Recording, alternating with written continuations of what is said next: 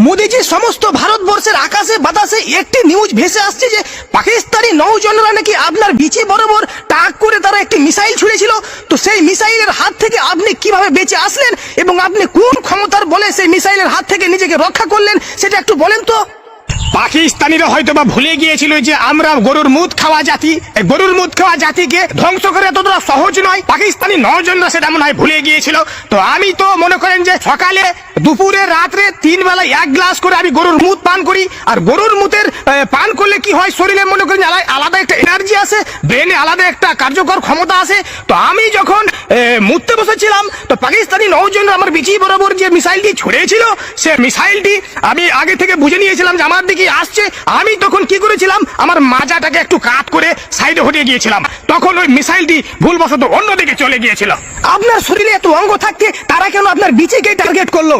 আমার বিচিকে টার্গেট করার অনেক বড় কারণ আছে।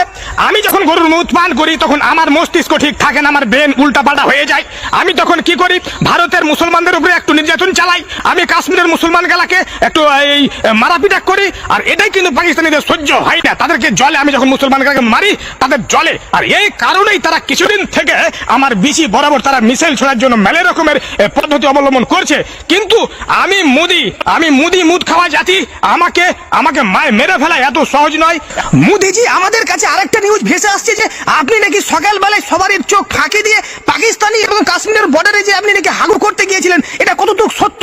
হ্যাঁ ময়ূকজি, এটা সত্য কথা। আমাকে যখন হাগা লাগে আমি বদমাইশি করে এই কাশ্মীরের বর্ডারে যে হাগু করতে যাই। এখানে আমার অনেক বড় একটা কারণ আছে, কারণ আমি কাশ্মীরের বর্ডারে যে যখন হাগু করি তখন ওখানে একটা পায়খানা আমি নির্মাণ করে দিই এবং ওই পায়খানা নির্মাণ করতে গিয়ে পুরো কাশ্মীরটাকে আমি আমার দখলে নিতে চাই।